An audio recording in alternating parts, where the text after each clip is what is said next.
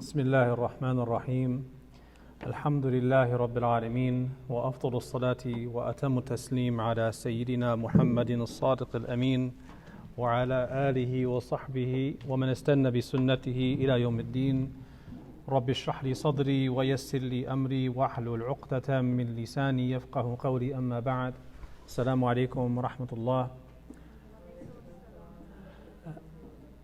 Alhamdulillah, this is lesson 12 on a very beautiful day, and we are making a lot of progress as we work through the text, Foundations of Certitude.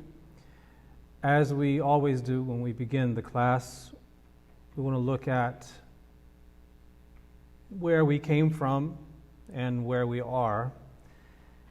After explaining our epistemology, how we know what we know, the means of knowing what we know, and looking at the rational judgments and the empirical judgments. We then went into the text and looked at what is called the typology of attributes, which is a fancy way of saying how do we categorize the different attributes, the different sifat of Allah subhanahu wa ta'ala. And we've mentioned on a number of occasions how the word sifa or sifat in this context can be either literal with a very technical meaning, or it can be used out of linguistic convenience, where it means an ascription and not an actual attribute. So we said that of the three categories, one is describing actual positive attributes, and the other two are ascriptions. They're not literal attributes. They're only described as sifat out of linguistic convenience. The first one being al-sifatu al-nafsiyya, the self-signifying attribute, which we said is wujud, existence, being. And the second category, al-sifat al-salbiyya, or the negating attributes, the things that are negated from Allah subhanahu wa ta'ala in the broadest sense. And these are the negating attributes of qidam, baqa, mukhalafatuhu ta'ala lil hawadith, al-qiyamu bil nafs, wal wahdaniyya. Beginninglessness, endlessness, His absolute dissimilarity to all created things, His self-sufficiency, meaning free of indwelling or residing in anything, or free of being the attribute of something else, and free of a determiner, mukhassis. And lastly, wahdaniyya, oneness, which is a negation of kathra, multiplicity. And from there we went into the third category, which are the sifat al-ma'ani, the qualitative attributes. Of these three categories, this category, the qualitative attributes, are describing positive attributes, real attributes for Allah subhanahu wa ta'ala, affirmed from the Quran and the Sunnah, and also affirmed via the intellectual faculty, the aql, the rational faculty. And of these, we have been speaking for a few classes now. We talked about qudra, divine power, irada, divine will, ilm, divine knowledge. We talked about hayat in our last class as well, life. And today, inshallah, we're going to cover hayat a little more and cover, hopefully, the remaining attributes of the sifat al-ma'ani, that of sam', basar, and kalam, hearing, sight, and speech. As we were talking about the sifat al-ma'ani, we mentioned that when we talk about them, we also speak about this thing called ta'alluq, this linkage or relation between the attribute and something else. Now that linkage is the implication of the divine attribute, and by that we don't mean that the implication is eternal. It just means there's potentiality there. It is suluhi, as they say in Aqidah. There's a potentiality.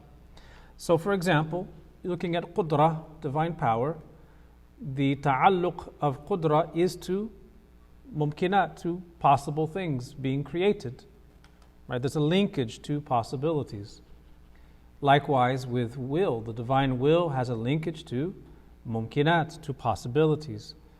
And we talked about this we first defined qudra, we then looked at the linkage of qudra and saw what it is not linked to.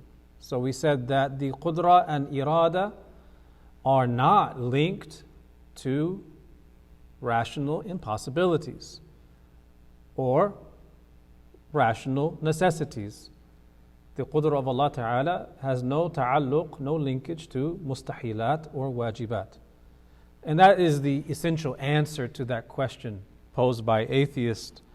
Can God create a stone that is too heavy for him to lift? What is the answer? Is it yes or no? No. That was a trick question. Yeah, you don't get cornered into a yes or no when the question cannot accept either a yes or a no. And what do we say is the appropriate answer?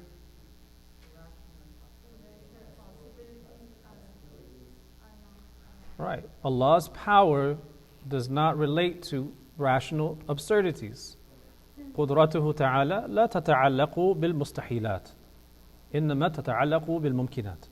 It is only has a linkage to rational possibilities. Now between qudra and irada, we said that one pertains to ijad and the other to takhsis. Ijad means to create, to give existence, to give being, with a lowercase b, to bring into existence. That is ijad. And takhsis is to specify that created thing. So for instance, something is created.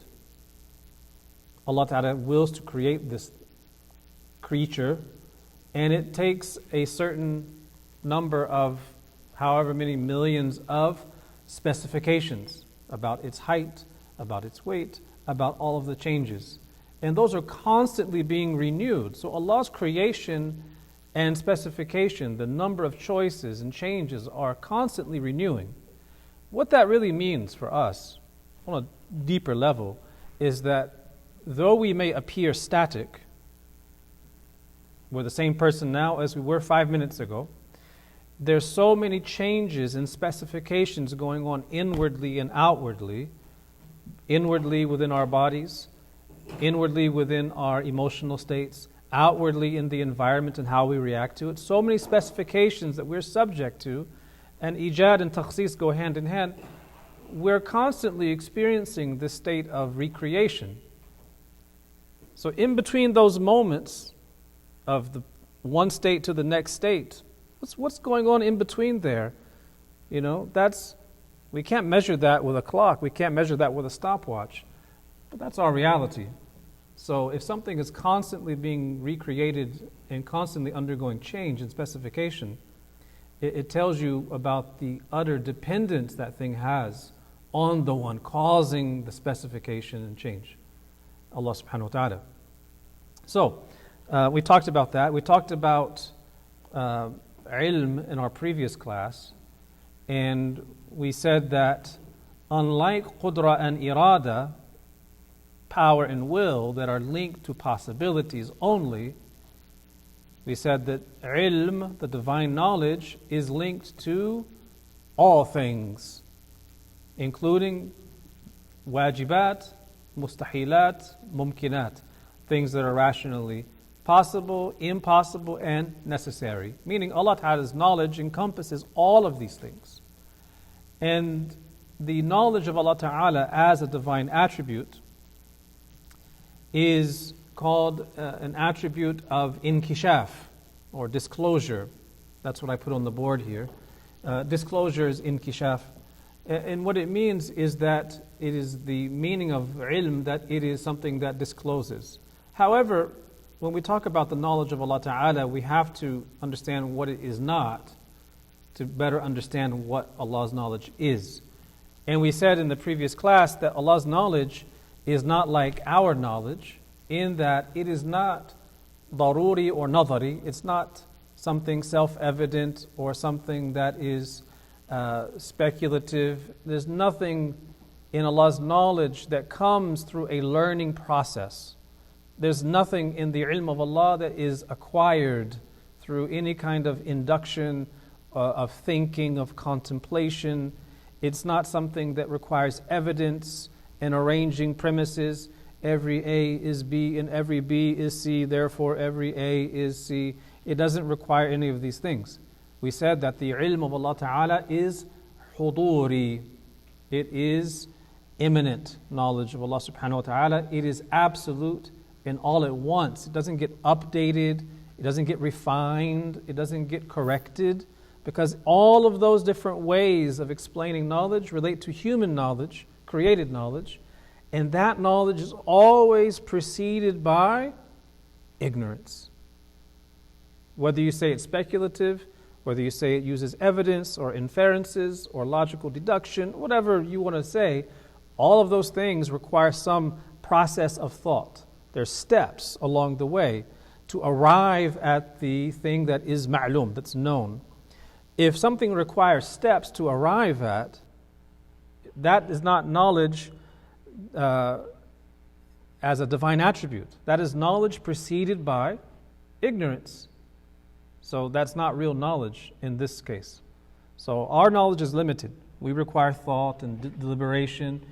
The knowledge of Allah Ta'ala does not. So we talked about that in the previous class. And we also talked about the attribute of hayat, of life. And this was a little tricky because we're trying to explain this in a way that is complex. Let's be frank. And we said that, as the ulama of Aqeedah have said, the hayat is a beginningless attribute that qualifies the one possessing it to be described with the qualities of apprehension, idrak. And let's reword that just a little bit. Let's say that hayat is an attribute that qualifies the one possessing it with the quality of apprehension. Let's take out beginningless from this definition and just look at it on its own. So two things here. Number one, this definition is of a very specific type. In logic, this is called a ta'rif rasmi. A ta'rif rasmi is a connotative definition, which means that it's a definition that applies to the divine and applies to creation. So it's a connotative definition. It's very, it's kind of a universal in that sense, that it applies to both creation and creator, meaning hayat as a quality that qualifies the one with it with idrak. What is idrak? We said idrak is apprehension, and it just shows you how language works. Because in the old English books of theology, the word apprehension is idrak. But in our current usage, as someone noted, apprehension is connected more with being apprehensive. You know, you're unsure about what to do, or you're a little worried about the outcome. You don't really want to do it. Maybe you're apprehensive about X, Y, Z. That's not the meaning of it here. Apprehension is, in a way, you could say it's like awareness and consciousness. So you could say consciousness, but we would not say that the hayat of Allah is consciousness. And that is because the word consciousness has a very direct connotation with the mind and psychology. So if you use that word that has a very specific usage in psychology, it can give a misleading impression. So we don't want to use that because it implies the psyche, psychology, the id, the ego, and all of these terms. So idrak literally means consciousness, awareness. Maybe you can even use the word sentience. So what it means is that attribute by which the one possessing it can rightly said to have awareness, idrak, consciousness. But we don't want to use the word consciousness here. And this is to say that if Allah Ta'ala was not qualified with hayat, with life, He cannot be all-knowing. And if not all-knowing, He cannot make choices. Without choices, there's no power. If He can't choose, there's no power to choose. And without power, nothing would exist. So there's sort of we call it an intellectual, rational order. Not to say that one comes before the other in time, that there's hayat, then comes ilm, and then comes will, and then comes power. No, this is just a rational ordering of those attributes. It's not based on time where one has to come in temporal order before the other. So, we exist. We came into being, we didn't exist before. We're possible existence. Someone had to decide to bring us into existence and have the power to do so. And to decide all the specifications indicates knowledge about the various specifications that can be made and that will be made. And that knowledge indicates awareness. So you see how they each work in tandem. If you pulled one of those out, and if someone negated one of those and affirmed the others, everything will fall apart. Right? And that's why when we get to the rational proofs in the next week or so, or next 2 weeks or so, the rational proofs are all based on establishing the existence of Allah subhanahu wa ta'ala. And then once you understand that, it applies to all of these other attributes. Those basic rational proofs apply to all of these. So, this idrak of Allah subhanahu wa ta'ala, this what we call apprehension, it is absolute. Well, you and I in things in creation have idrak as well. That's why we said that the definition is ta'rif rasmi, it's connotative. You and I have hayat, and our hayat is a kind of idrak. It's an awareness, it's an apprehension, it's a consciousness. The difference, however, is that Allah's idrak, Allah's hayat, is absolute. Ours is limited. In fact, in one day, we can have various degrees of idrak that we experience.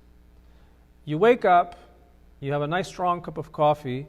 I'm sure your idrak after the coffee is going to be stronger than it was before the coffee, if you have a nice cup of coffee.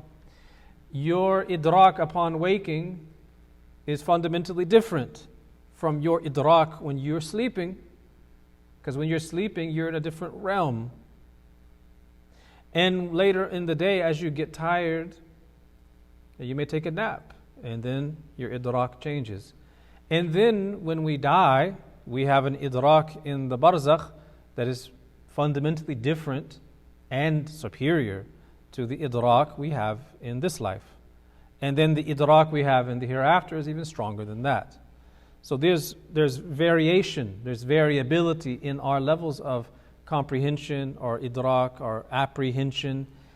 And the idrak of Allah Ta'ala, this, as we're using to define hayat, does not fluctuate and undergo change in this manner.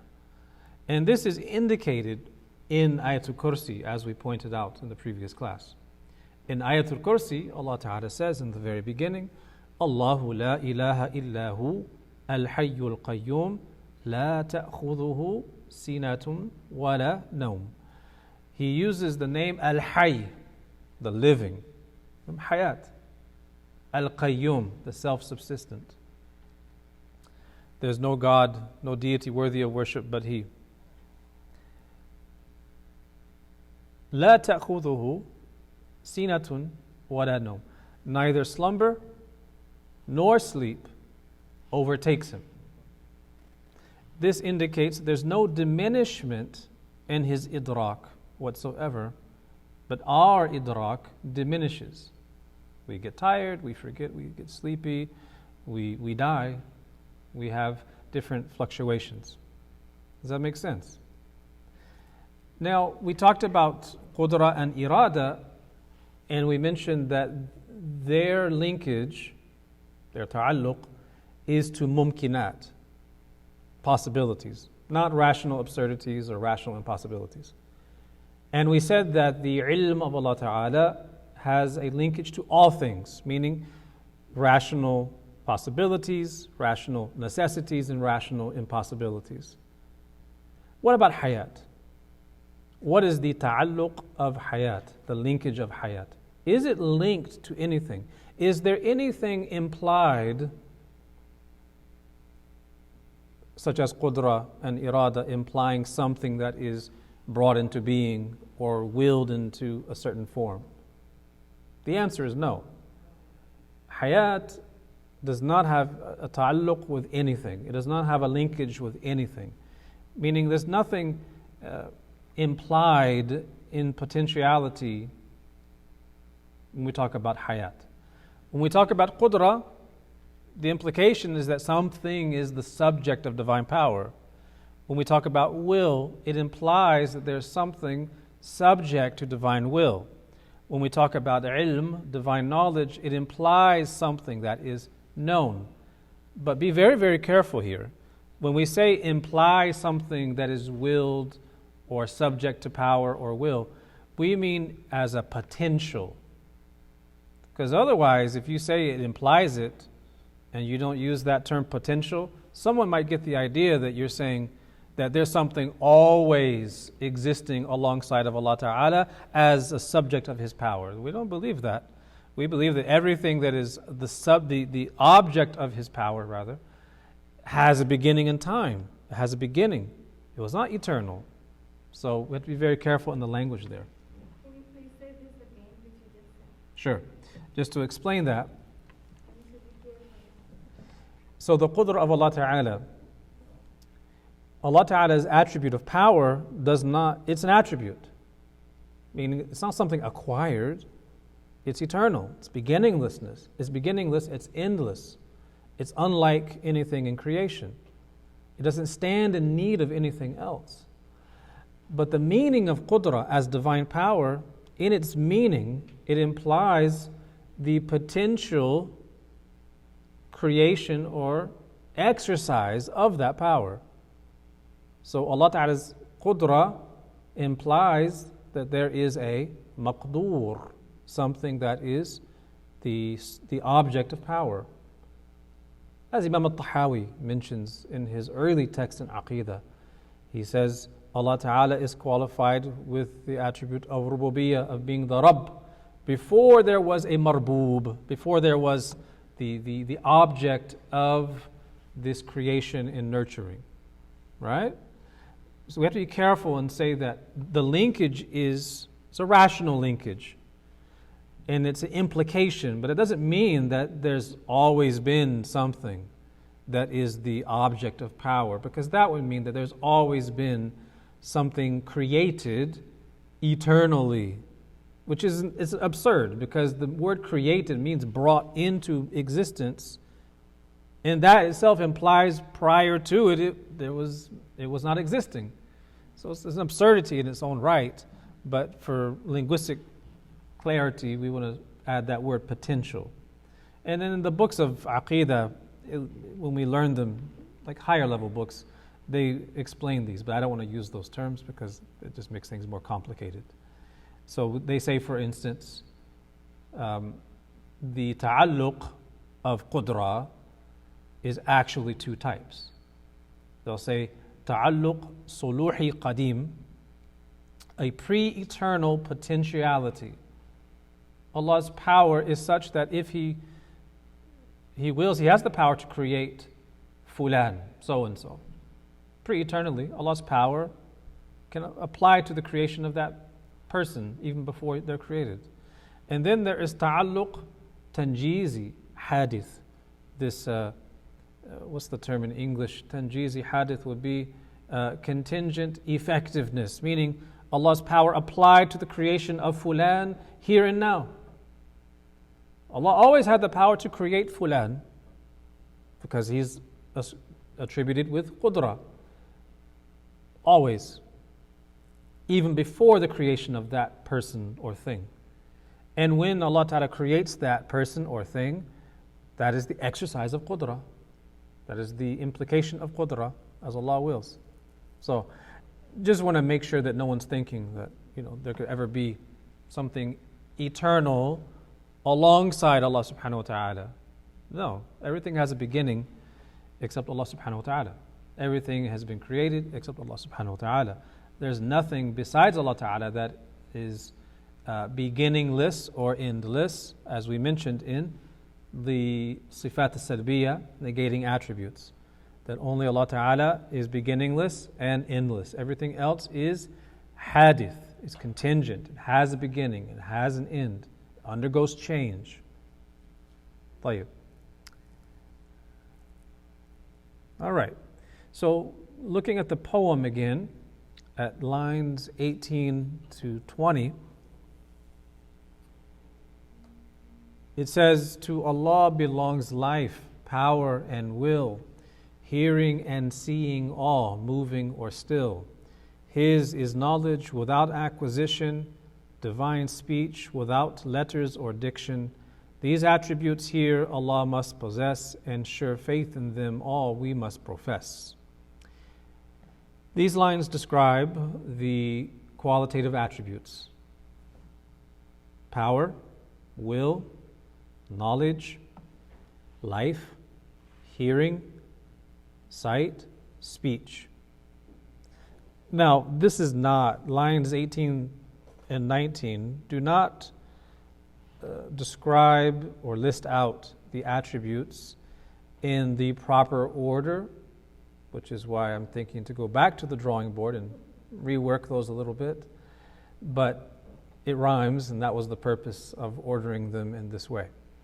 So of these, we've covered power, will, knowledge, and life. What remains of these are sama', basar, and kalam. Hearing, sight, and speech. And there's a very good reason for why we learn qudra, irada, ilm al-hayat, the first four, and separate them somewhat from these three. It may not become clear now, but it will be later on. These attributes, I'm going to attempt to cover all three. It may not work. That's okay. Kalam is always a thorny one to discuss in detail. So if I find that we don't have the time, I'm going to leave the attribute of kalam until the next class and endeavor just to speak about hearing and sight. Okay. Bismillah. So hearing and sight, we want to define these two. The ulama of Aqidah say that hearing and sight are both beginningless attributes by which Allah Ta'ala makes every existing thing manifested and disclosed. The disclosure through hearing is different from the disclosure through sight. They go on to say, sure, I'm going to repeat it anyway. Hearing and sight are both beginningless attributes by which Allah Ta'ala makes every existing thing, you want to underline existing thing, very important, manifested and disclosed. The disclosure through hearing is different from the disclosure through sight. Manifest. That's just manifested and disclosed. Those are synonyms here. Just disclosure is enough. If you look on the board, we have the qualitative attributes, and we speak about what they pertain to and their linkage. That's why for qudra and irada, we see qudra applies to creation, irada applies to specification, and then both of them have a linkage to possibilities. We see that ilm is an attribute of disclosure. Isn't that what it says? Yeah. And the linkage is to all things.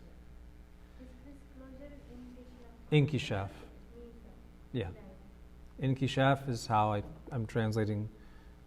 Disclosure is how I'm translating inkishaf.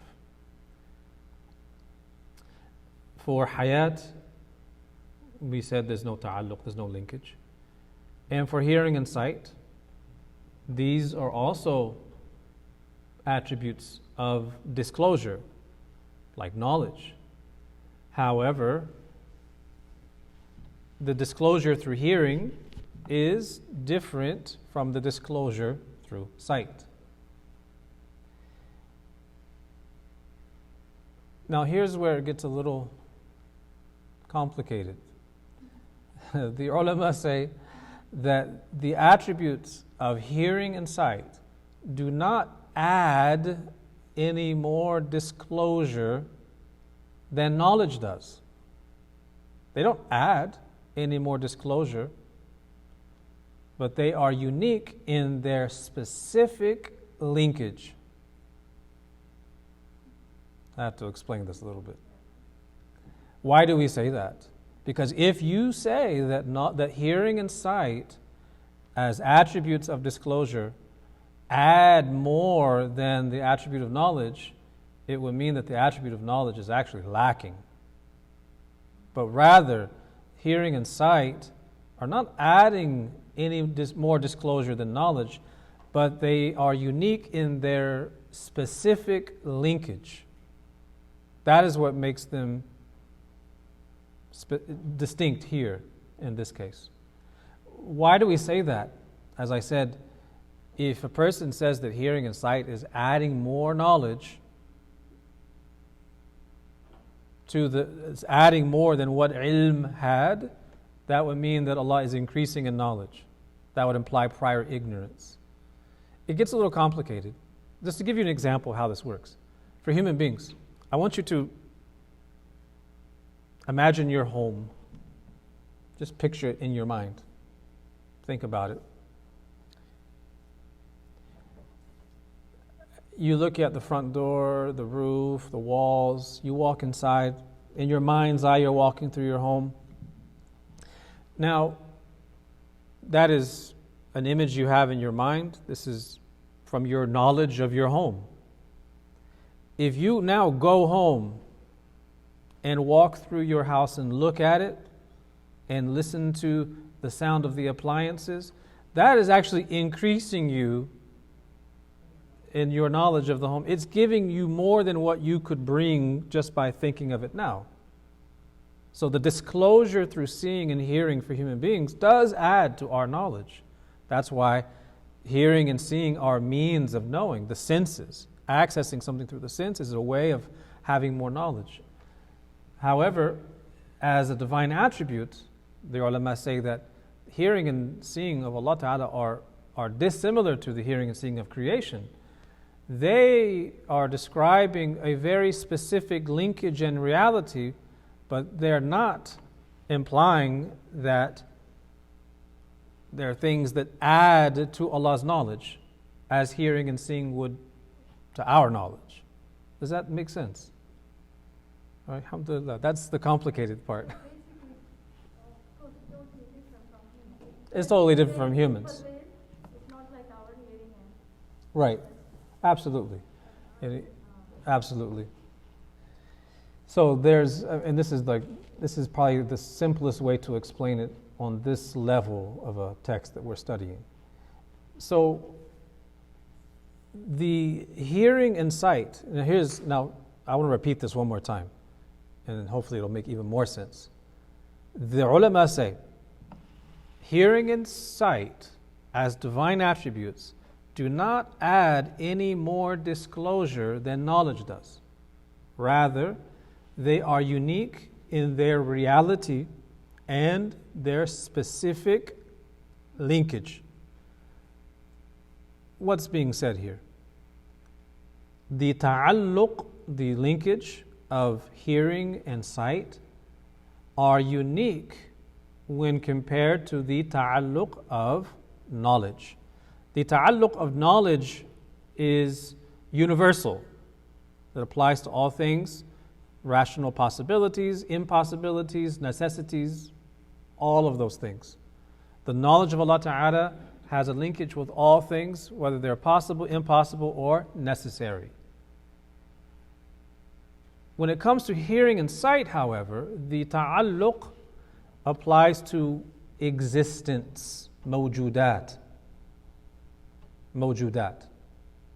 existence.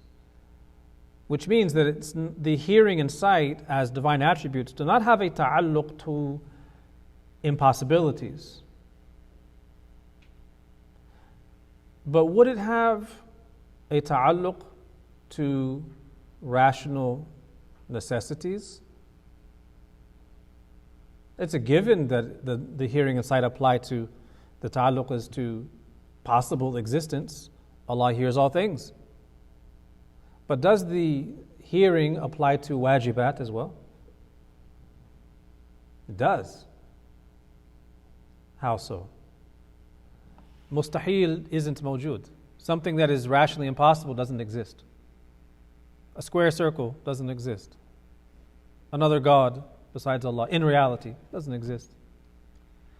These things aren't mawjud. So the sama' and basar do not have a linkage to those things because they're not mawjud in the first place. But when we talk about wajibat, rational necessities, Allah is wajib al-wujud. Allah Jalla Jalaluhu is the necessary being. His existence is wajib. It's rationally necessary. Mawjud. Therefore, the hearing and sight have a ta'alluq to the divine essence and the divine attributes, just as they have a ta'alluq to possibilities. So, before you or I exist,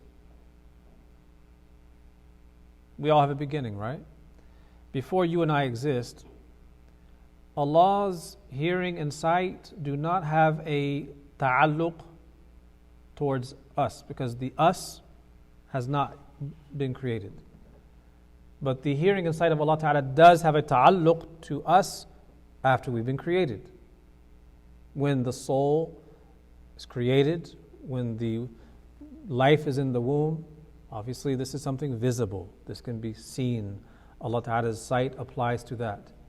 But when something is non-existent, we don't even call it a thing because it doesn't exist. The hearing and sight do not apply to that which is ma'doom, that which is non-existent. It applies to things that are mawjood, that exist.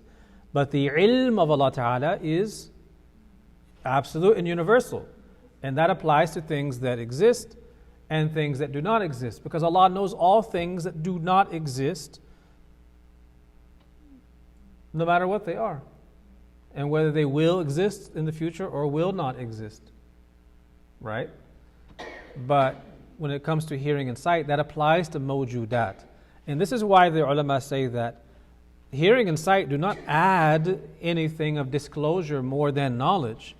But what they are is unique in their reality and specific linkage to mawjudat.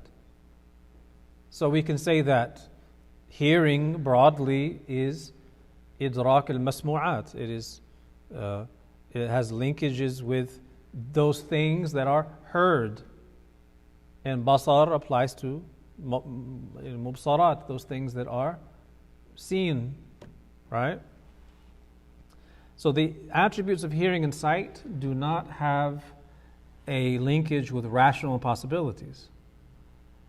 they only have a linkage with things that are possible and things that are necessary, because those things are mawjood, those things are existence.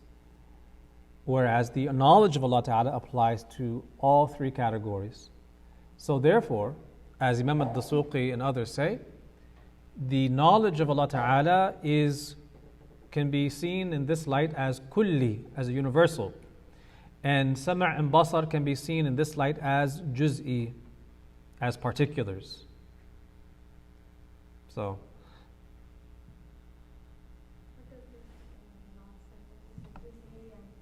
this is, a universal versus a particular. A human being, that term human being is a universal. And you are a human being. So you are a particular from that universal. So al-insan, you are not al-insan in the sense that you're the only human being. Human beings this term human being applies to a category of creation. And in that sense, it will be universal. A particular of that, meaning one person, would be the juz'i, a particular of that. So this is somewhat complex, but for the average Muslim, they don't really need to know these inner details. All they need to know, that I believe is very important, is that the knowledge of Allah Ta'ala, the hearing and sight of Allah Ta'ala is not adding knowledge that He didn't have before. This is important. That's us. We have an image in our mind about something, a certain knowledge about something, and then we go and see it, and our vision of that thing is increasing us in knowledge concerning it. Or we know something, and then we hear that thing, and that adds to our knowledge concerning it. That is the hearing and sight of human beings, or of hearing and sight of creation. That is not the hearing and sight as divine attributes. Because if you say that the knowledge, the hearing and sight are adding knowledge that was not there before, that implies prior ignorance. And that's the opposite of knowledge. And we said knowledge is rationally necessary. If knowledge of Allah Ta'ala, if His knowledge is rationally necessary, that means that the opposite, ignorance, is rationally impossible, right? So anything that would imply ignorance is ruled out automatically. And anything that gives that impression is addressed in this classroom setting as we study Aqidah. That's why we have to be very careful with language. Even the word apprehension, the fact that it was used in the class and people have the immediate impression is something that is more contemporary to the classical meaning, that just shows you how important it is to define your terms so that when you're talking about these matters of theology, you're very clear on what you're saying. Now, looking at the linkages of these attributes again, so roughly, we have what? Power, will, knowledge, life, hearing, sight, speech. We have 7. Of these 7, one has no linkage whatsoever, and that is the attribute of hayat, life. That leaves us with 6. Of these 6, there are 3 that we call attributes of ta'thir. I don't know the English term for that. I could think of something.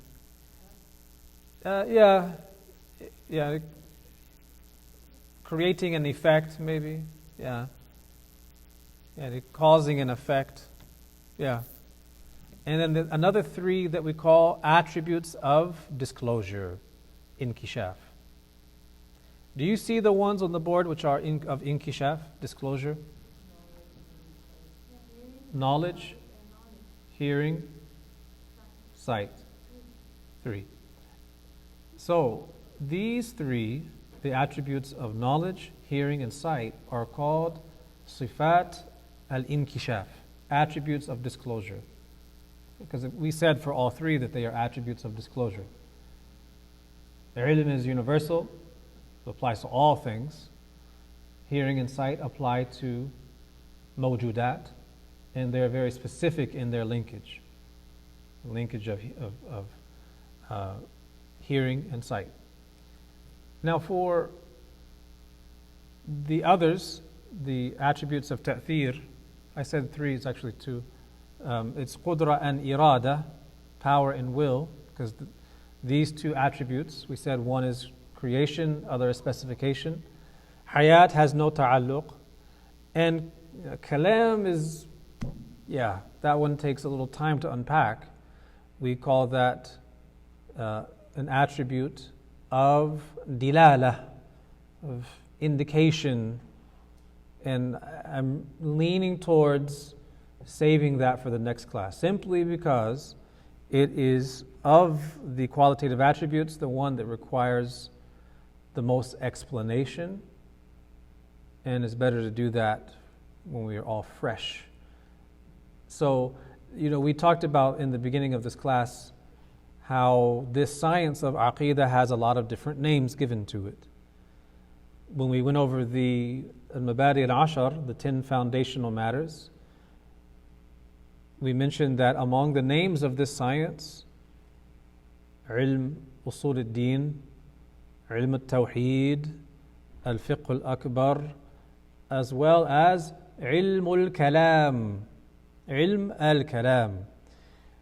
Ilm al-kalam literally means the science of kalam, of speech. And some people render it as scholastic theology or theology. The question, however, is why was it called ilm al-kalam in the first place?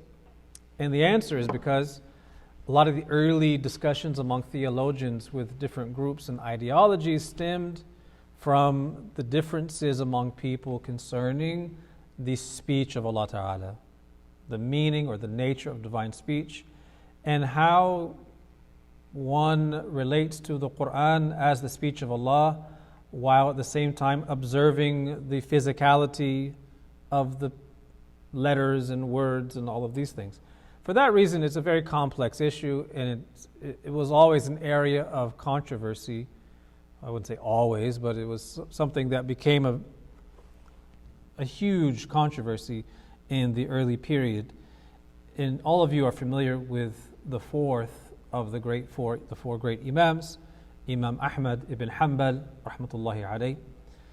He was seen as the Imam of Ahlul Sunnah, the Imam of orthodoxy in this time, chiefly because he stood up and defended the sound orthodox belief with regards to the Quran and the speech of Allah, to the point that he was imprisoned and lashed and beaten and tortured in prison until he was eventually released and celebrated.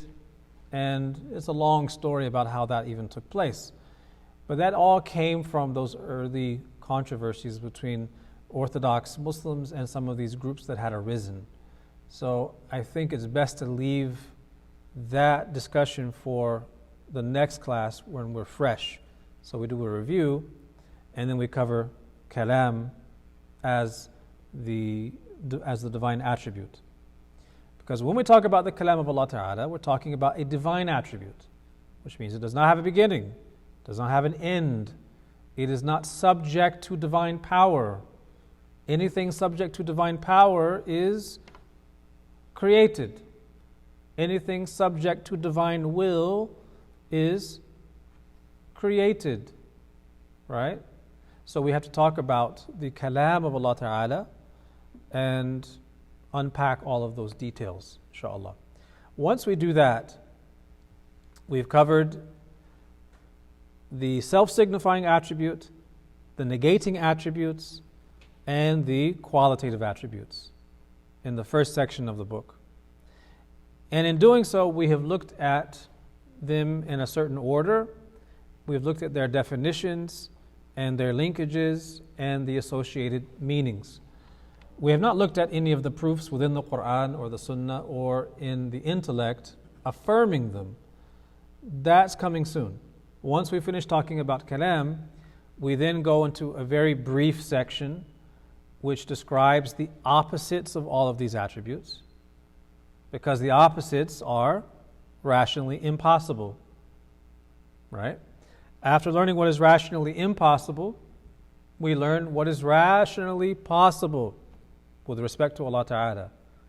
And in case you're wondering, it's one thing, and it's very simple, that He does what He wills or leaves something as He wills without doing it. فعله وتركه للممكنات. After that, we will have described in order those things, the attributes that are rationally necessary, those things that are rationally impossible with respect to Allah, which are the opposites of those, what is rationally possible, and then we go into the discussion on the proofs for all of those things. As we go through the proofs, we'll be reviewing everything that we've been learning so far. But what we will be looking at in particular are the rational and textual proofs in support of all of those things. And I think in the way that we've been covering each of the attributes, when we get to that section, it'll be quite easy. It'll be quite easy. And sometimes teachers, when they cover Aqidah in this fashion, they go through the first section very quickly. Just, oh, this is Qudra, this is Irada, this is Ilm, this is Hayat, and they just keep it going. And then they get into detail when they talk about the rational proofs. So the student is wrestling with two things when they get to that stage. They're still trying to come to grips with the detailed definitions and terms for each of the attributes, while at the same time learning the rational proofs. And that means in all of this time, they're still not fully used to this language of rationally possible, rationally necessary, rationally impossible. So everything gets compounded in that third section. The way I'm presenting it, it will hopefully make that a lot easier, because we should now be very conversant and familiar with these terms: rationally possible, rationally necessary, rationally impossible. To know what these terms mean, to know the term ta'alluq, the linkage, to know the three types of attributes that we're talking about, so that when we get to the impossibilities, it should be fairly easy. Once you get to the rational proof for existence, and that'll take a little time, but it's completely doable. And everything after that is very smooth sailing. Alhamdulillah.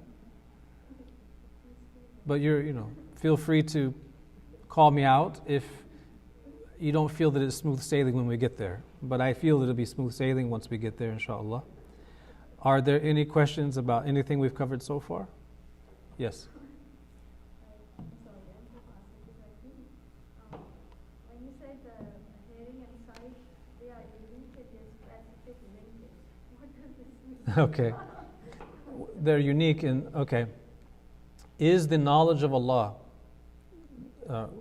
let me reword that. Does the knowledge of Allah Ta'ala have a universal linkage to all things or a specific linkage? Universal to all things, which means Allah's knowledge is linked to what is rationally possible, impossible, and necessary. It's not a specific linkage to one of those, it's to all. But when we look at hearing and sight, the linkage is specific. What is it linked to? Mawjudat. And mawjudat means existence, things that exist. And in the category of mawjudat, there are two types. What are they? Possible existence and necessary existence. Right? The wajib al-wujud, the necessary existence, that's Allah subhanahu wa ta'ala, the creator of the heavens and the earth and all things. So that wujud, that's mawjud, right? So mawjudat applies to what is rationally necessary and rationally possible. It doesn't apply to rational impossibilities, mustahilat, because those things don't exist. There's a funny term in Arabic they use that hasn't gone without comment by ulama, and that is ma'doom. To the Arabic speakers, it's a funny word, isn't it? Because ma'doom, it literally means the object of non-existence, which kind of implies that it exists or it did, but it's not. Now, if a person existed and then they cease to exist, you could say they're ma'doom. But sometimes the word ma'doom is used for things that have never existed. So when we say ma'doom, it's a curious word, to say the least. But Allah's ilm does apply to non-existence. All things that are non-existent. Allah's hearing and sight do not apply to things that are non-existent. It applies to things that exist, right? Whether they're necessary, without beginning, or possible existence that have a beginning and have an end, and so on. Does that clarify it? Yeah. Alhamdulillah. Khair.